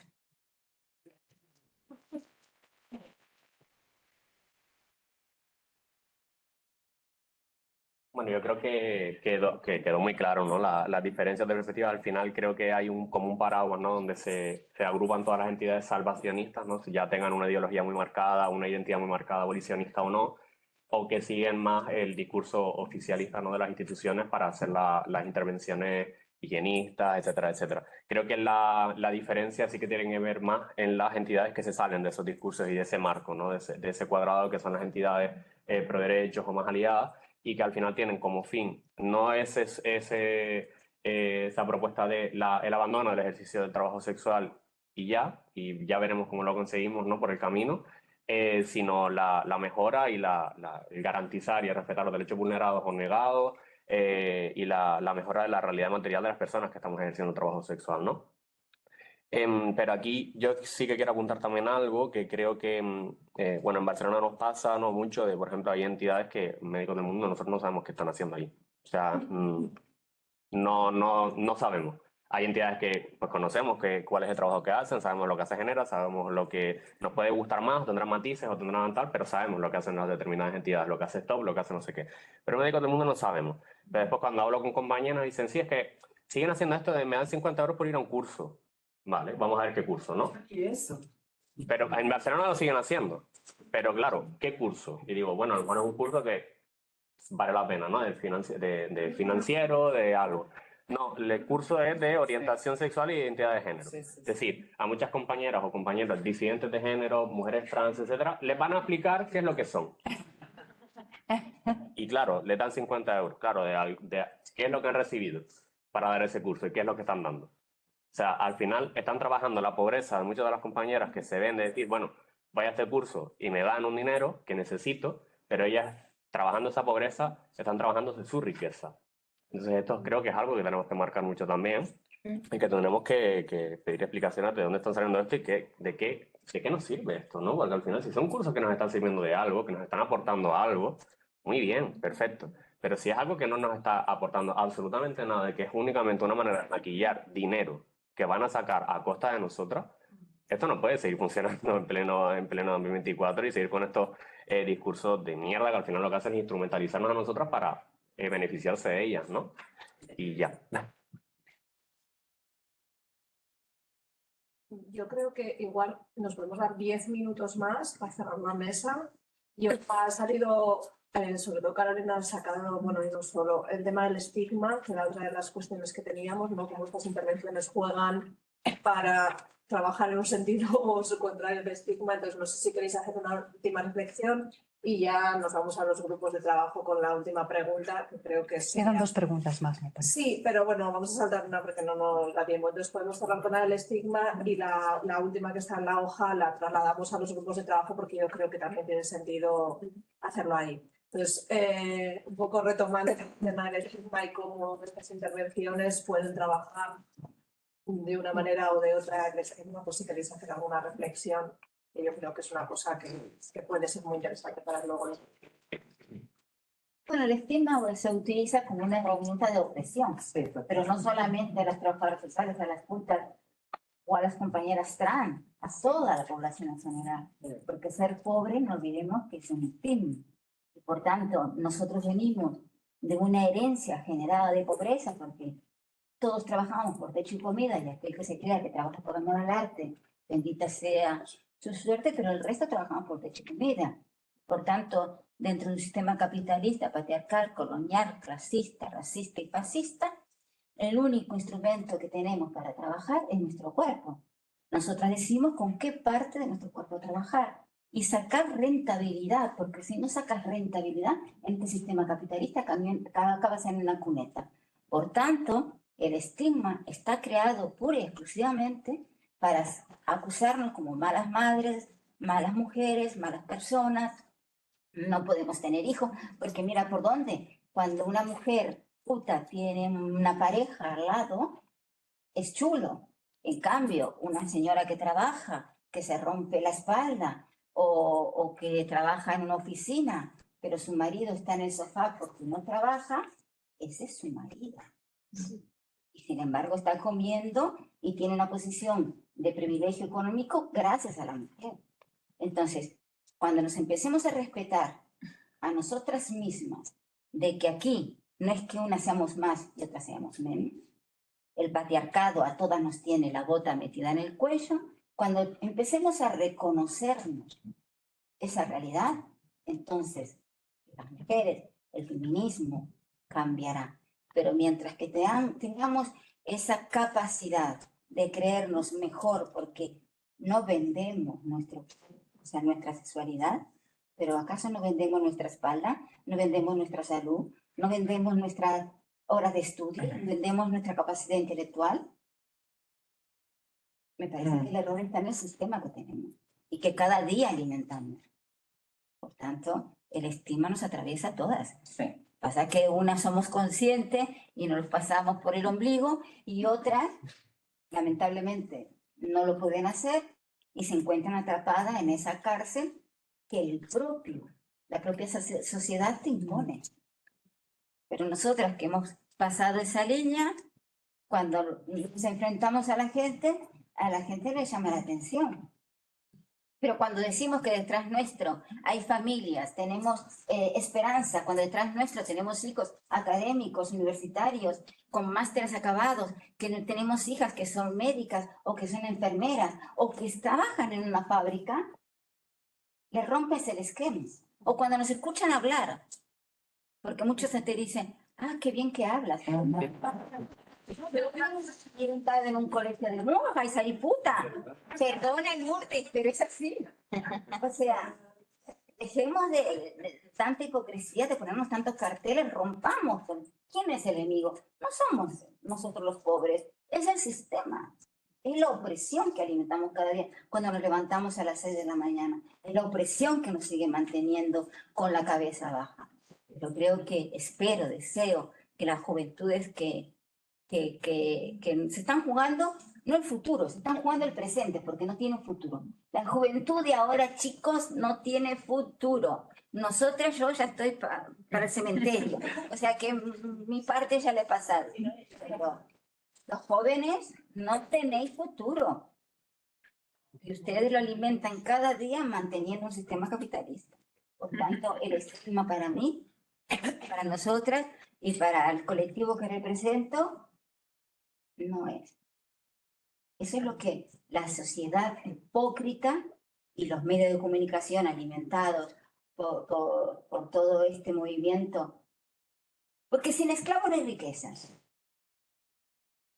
Y sin embargo, nunca se le pregunta al rico de dónde saca su riqueza, sino de la explotación y el sudor de aquellos que bajo la botas. Por tanto, el problema no es el estigma, el problema es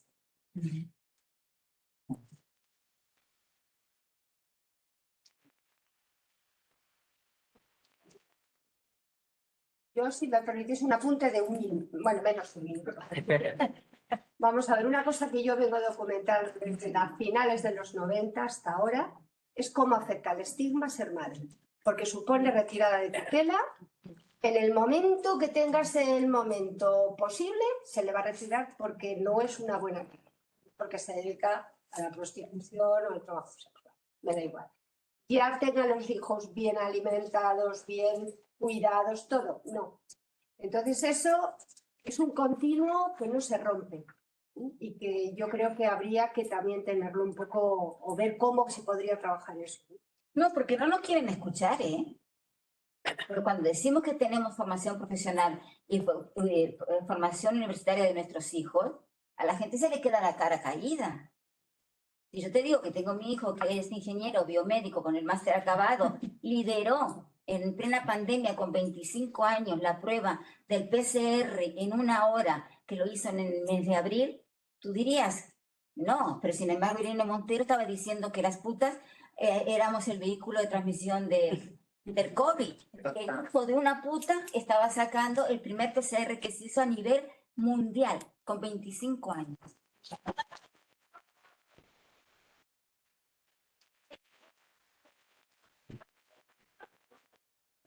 ¿Y quién le pagó los estudios? El chocho la él también puso porque se le dio la oportunidad. Porque el problema que tenemos las mujeres es que no nos dan las oportunidades. Yo tengo compañeras que hablan 5 idiomas. Cuando hablan 5 idiomas, estoy hablando de mandarín, de chino, japonés. Y vienen y te ofrecen que vayas a limpiar o te vayas a cuidar. Por favor, ¿por qué no nos dan trabajo para nuestras capacidades? Porque realmente las personas que ejercemos el trabajo sexual lo hacemos por una cuestión, primero, de necesidad. Entramos todos por necesidad. Pero una vez que vemos que realmente el espectáculo da dinero, decimos, no, mi amor, yo prefiero ser puta 20 años. Yo he sido puta durante 34 años.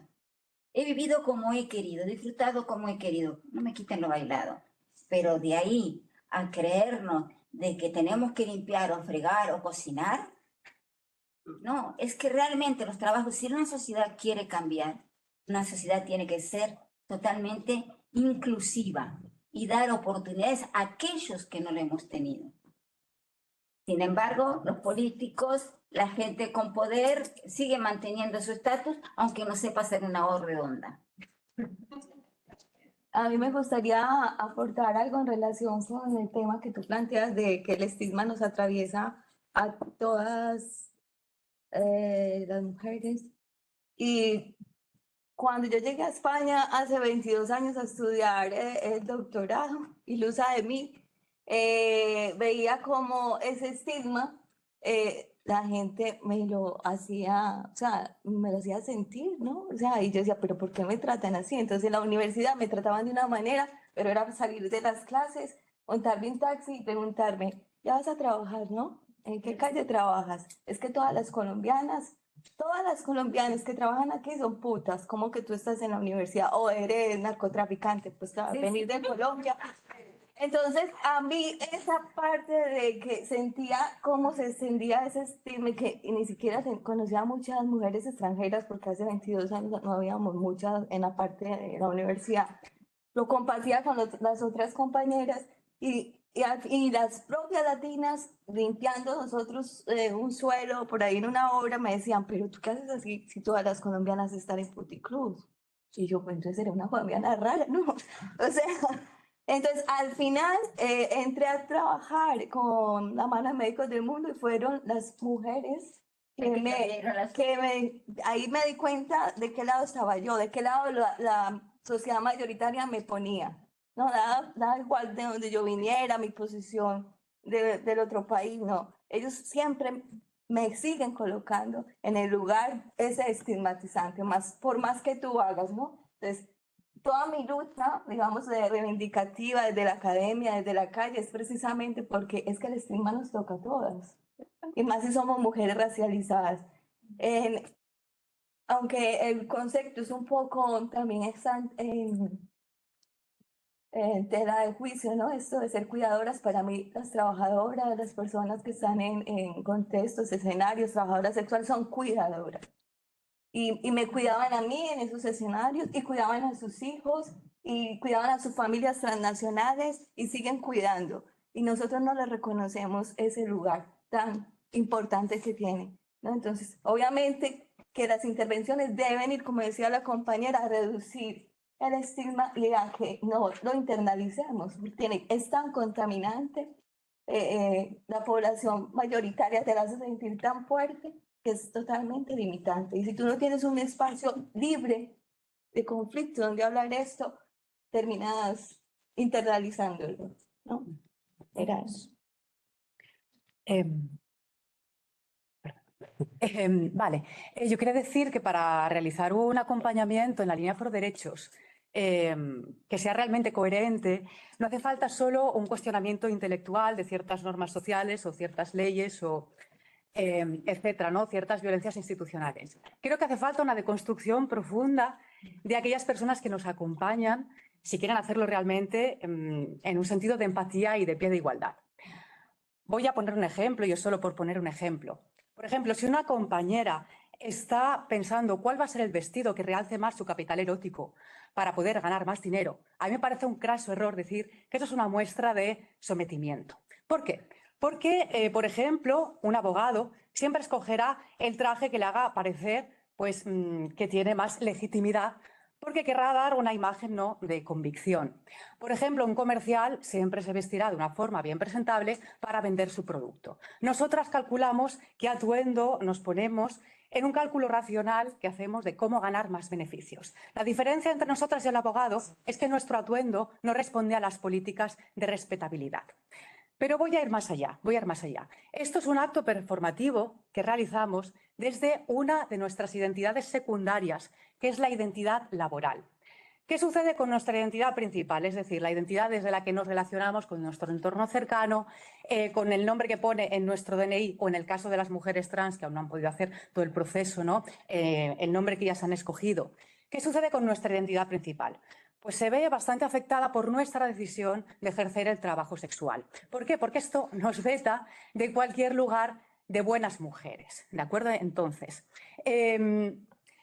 nuestra decisión, al final, nos quita, nos cierra muchísimas puertas, nos cierra, al final tiene un gran coste en nuestras vidas, pues algunas hemos sido psicopatologizadas, otras las cosen a multas, a otras les quitan la custodia de sus hijos, otras han sido deportadas. Y muchas vemos como nuestras redes de apoyo y nuestras redes afectivas se diluyen mientras se cierran todas las puertas pues, a proyectos de futuro, se cierran también las puertas al acceso a la justicia, la gente nos pierde el respeto, siempre nos ve como una entidad extraña, ¿no? Entre el asco, el morbo, la proyección de los propios deseos, el sensacionalismo, etcétera, ¿no? Mientras que personas que no tienen este estigma porque han seguido los parámetros de la respetabilidad ven como si se les abren la puerta gracias a ser lo que el heteropatriarcado considera buenas mujeres, se les abre la puerta de todas las oportunidades laborales, sociales, etc. Me parece muy injusto que desde esta posición se haga una lectura de una performance que ejercemos desde nuestra identidad secundaria como un acto de sumisión. Más que nada porque, como he dicho, nuestras decisiones nos cuestan bastante, tienen mucho peso. Y el hecho de que sigamos ejerciendo el trabajo sexual muy conscientes y por decisión propia, y sigamos en pie y sigamos resistiendo, está muy lejos de reproducir un comportamiento de sometimiento. Más bien tiene que ver con un sentido de la dignidad profunda, y es el sentido de saber que con nuestro cuerpo y nuestra intimidad podemos hacer lo que nosotras consideremos y que es completamente legítimo, a pesar de toda la violencia social, institucional y estatal. Y esto es todo lo que quería decir.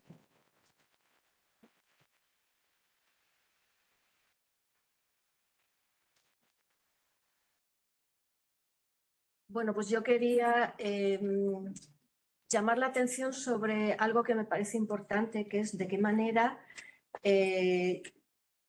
yo me planteo que hasta haya una intención oculta de estigmatizar el trabajo sexual para justificar la final prohibición, ¿no? Sabemos que aproximadamente un 70-75% de la población está en contra, en España está en contra de la criminalización de la prostitución, ¿no? Sin tener mucha más información, pero entonces yo veo, por ejemplo, las notas de prensa, no solo las de la policía, son muy estigmatizantes, pero en general de la prensa, ¿no?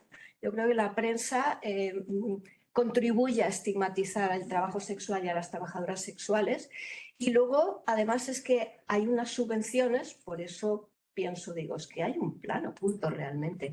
Hay unas subvenciones para que las ONGs formen a la policía, al funcionariado, al profesorado, los formen para detectar víctimas de trata, para sospechar. Nadie fiscaliza cuáles son esos contenidos. A lo mejor deberíamos pedir, a ver, esos contenidos evidentemente están estigmatizando. Una compañera el otro día hablaba que fue un servicio de urgencias y la tuvieron 1 hora y media friándola preguntas, que si la habían violado de pequeña, que si no sé qué, ¿no?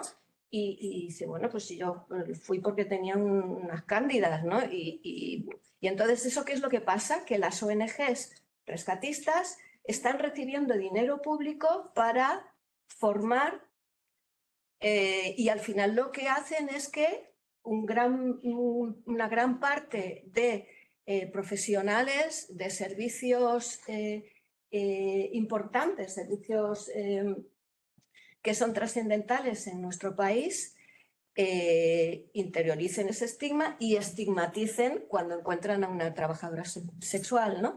Entonces, pues a lo mejor teníamos, bueno, primero que darnos cuenta si la gente está de acuerdo con mi visión y luego a lo mejor quizá debamos hacer algo al respecto, aunque sea fiscalizar, pero ¿qué formación le están dando? ¿Dónde está esa formación? ¿De qué le forman? O les deforman, ¿no? Y llegar a la infancia a los que ya llegan también. Perdón, es que yo creo que se tendría que aprobar alguna ley contra la discriminación a las trabajadoras sexuales y a partir de esa ley, pues sí que hacer pues ese tipo de seguimientos, ¿no? Que deberíamos hablar abiertamente de putofobia. Pienso que ya deberíamos hablar. Yo recuerdo que hace mucho tiempo atrás, cuando nosotras las putas decíamos putofobia porque lo vivimos en nuestras carnes. Ay, no digas eso, que es muy fuerte. Y a veces de propias aliadas pro derechos. No, es que eso es muy fuerte y rompe tu discurso. Pero yo qué es, señores, y sobre todo en estos últimos años, como bien lo estáis diciendo, en estos últimos años, se ha recrudecido precisamente toda esa putofobia que existe y sobre todo a las activistas que estamos dando la cara, ¿eh? O sea que yo creo que ya es tiempo de que hablemos abiertamente de la putofobia, que es el odio a las putas por el hecho de ser putas. Vamos a un segundín que participen todos los... No, sin problema, que participen todas las ponentes de la mesa y ahora ya abrimos a público, pero vamos a cerrar en mesa primero. Muy breve. Justamente al hilo de lo que mi compañera dice, que no es nada de lo que tengo aquí, porque ya casi todo se ha dicho acá, pero sí que es verdad que en el caso, por ejemplo, a nosotras las putas autoorganizadas, sí que se nos ha trabajado mucho el estigma cuando hemos asistido, por ejemplo, a una manifestación del 8 de marzo o hemos ido a una asamblea para camino al 8 de marzo también, se nos ha trabajado el estigma de una manera que antes, como siempre recordamos, antes nosotras éramos un montón de compañeras, casi 100, y ahora solo quedamos ella y yo, sí, porque las demás compañeras tienen miedo de salir a una manifestación, manifestarse, o sea, hasta esa libertad de derecho se nos coarta, se nos quita con el estigma. Y estas otras personas que saben lo que hacen, ¿sí? Lo han sabido hacer y nos han dejado racistas, anticolonialistas, también. Estamos viendo que la putofobia está allí enraizada en precisamente ciertos colectivos que creemos que son aliados nuestros o que están... Me vuelvo a repetir con el colectivo LGTBIQ+ también, que también se arma de esas mañas y de esas asquerosidades, como digo yo. Porque las sobre todo trans, LGTB son malos ejemplos para el colectivo y las nuevas trans. O sea que estando en una mesa, a mí se me ha dicho, no, es que yo no quiero ver, y por supuesto, o sea, y yo espero que dentro de un tiempo la única forma de ganarnos los dineros, las putas trans, no sea solamente prostituyéndonos, y que bien para quien se quiera ir a prostituir, perfecto, que tenga bajo unos derechos y una buena situación. Pero oye, si esta es la realidad que tenemos, esto es lo que hay, y sobre eso hay que trabajar, no decir, no, yo soy mejor trans que tú, porque yo no soy prostituta, no, perdona. ¿Qué pasa aquí? O sea, ya está bien. Hombre.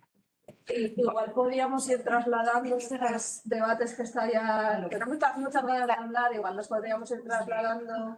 Va a cerrar Gabriel la mesa muy rápidamente y por favor todas estas aportaciones súper buenas a los grupos, ¿vale? Está Daniela también de Aprosex, que cierre Gabriel que está aquí. Pero quería hacer una pregunta al público, que si frente a grupos... Pero que hable Gabriel. Tiene que hablar Gabriel. Sí. Para cerrar, sí. Y así cerramos ya la mesa. Sí, para cerrar ya la mesa, súper rápido. El tema del estigma, únicamente no solo a través de las intervenciones, que obviamente lo que se hace es reforzar el estigma, trabajarnos, etcétera, para generar una supuesta relación de dependencia, de necesidad hacia esas entidades salvacionistas, ¿no? Que al final trabajan de eso y viven de ese estigma, ¿no? De esa relación de dependencia que es hipertóxica. Y como dice la compañera Georgina Orellano del Sindicato AMAR de la Argentina, lo primero que hacen estas ONG es trabajarnos ese estigma. Porque justamente eso es lo que necesitan para poder trabajar con nosotros. Si no trabajan ese estigma, ellas tienen poco rango de actuación con eso, ¿no? Pero también unirlo a... Desde el CPS lo hemos puesto muy encima de la mesa, desde las campañas de sensibilización que están haciendo ahora muchas ONG, el Ministerio, el Pacto de Estado contra la Violencia de Género, ¿no? Que es toda esa degradación, esa autopercepción negativa que trabaja en el estigma de las mujeres de es que son violadas continuamente, es que no toda la compañía está de médicos del mundo que sacaron de Risor explotación, Palacio de la violación, no sé qué, todas estas cosas lo que hacen es someternos a nosotras y trabajarnos ese estigma, ¿no? Que es lo que decía Janet, nosotras aquí ese estigma no lo hemos trabajado mucho, pero hay muchas mujeres o muchas personas que no, y recibir estos mensajes lo único que hace es ahondar más en ese malestar, ahondar más en esa degradación, en ese malestar físico, social, mental, y está muy ligado ya, no solo el estigma en la intervención, sino que ya ha pasado a otra esfera y es abiertamente hacia la sociedad ese trabajar el estigma, no directamente hacia nosotros, sino hacia la sociedad, reforzando esa idea. Muchísimas gracias, ha sido una mesa interesantísima. No tengo muy claro qué vamos a hacer ahora, o sea, cerramos. Vamos a cerrar. Pilar. La palabra también porque no pudieron estar en la mesa por las circunstancias, la asociación Aprosex. Y ya después de esto, grupos, por favor. Y supongo que quiere comentar algo, o sea, darle la palabra, ¿no? Porque si no, Gracias. Me presento, yo soy Daniela Núñez, soy travesti, centroamericana, mexicana, socióloga y he trabajado en lugares como en Costa Rica con la Asociación La Sala, que es de trabajadoras para trabajadoras sexuales, y en México con la Alianza Mexicana de Trabajadoras Sexuales y ahora con la Proceso. Yo tengo algunas impresiones de lo que ha venido pasando, de lo que hemos venido conversando desde ayer hasta ahora, y creo que es un poco lo que quiero poner sobre la mesa. Les prometo que voy a llegar a algún lado. Yo como es casi obvio, vengo de una tradición del feminismo, que es el transfeminismo, y que aunque es un marco de pensamiento que se sostiene y se nutre de reflexiones que como matriz tienen un cuerpo como el mío, no es para mí un espacio que sea exento de incomodidades y de críticas. Los transfeminismos son un nuevo campo de investigación que aquí en el norte global y como en esta situación en específico, como consecuencia del sur global, se han dedicado a tratar de explicar el propio cuerpo trans, crear corpografías y reflexiones de nuestro sujeto político, pero como un señalamiento les tendría, un señalamiento importante tendría que decir que al hacer esto han olvidado profundizar en los efectos que han tenido nuestros devenires travestis en nuestras cotidianidades. Como lo son para una buena parte de las mujeres trans, travestis y transfeminidades, el trabajo sexual y o prostitución. Efecto de esta decisión azarosa de los transfeminismos, las mujeres trans trabajadoras sexuales en el movimiento trans hemos perdido o hemos dejado de tener un papel protagonista dentro de ese espacio. Bueno, porque ahora hay trans del bien, del buen ver. En resumen, como consecuencia de un nuevo marco de pensamiento que pensó lo trans como un cuerpo uniforme, sin apellidos, las putas hemos sido una vez más excluidas. Habrá que decirlo obvio. Las trans somos trans, pero además putas y racializadas, inmigrantes, que por más que se parezca, no es lo mismo. Entonces esto es importante decirlo para nosotras como Afrosex, como llamado de atención en un momento político como el actual para nosotras las trabajadoras sexuales, para las trabajadoras sexuales. Es una necesidad no importante, sino urgente, en un momento político como el nuestro, refiriéndome en particular a un momento en el que nos estamos nutriendo y construyendo un movimiento puta. Cuando estamos construyendo nuestras reflexiones políticas y teóricas en algún sentido. Evitar lo mismo que han hecho otros movimientos, como el movimiento trans, el transfeminista, aprendiendo de esas prácticas para interseccionarnos. Pero más urgente aún, pensarnos el trabajo sexual en clave descolonial y antirracista. Es decir, las putas somos trans y racializadas. Y como lo que no se dice no existe, somos las trans, las putas racializadas, las que la melamina en la piel nos pone en el bajo estudio de Irene Montero como exóticas, como bien lo señalaba arriba ayer.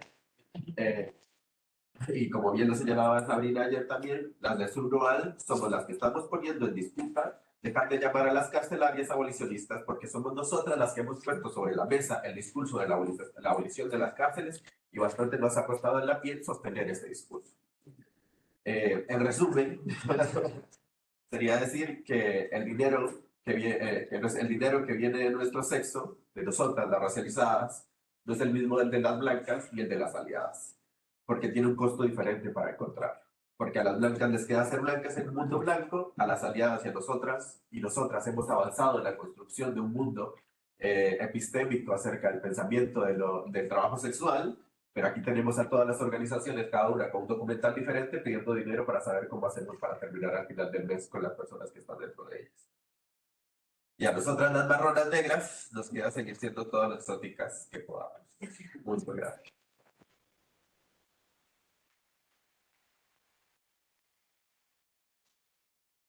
Sabemos que mucha gente se ha quedado con cosas que decir, pero por favor aprovechemos los grupos, ¿vale? Vamos a aprovechar los grupos 1, 2, 3, 4, 5 y trabajamos las preguntas, ¿vale?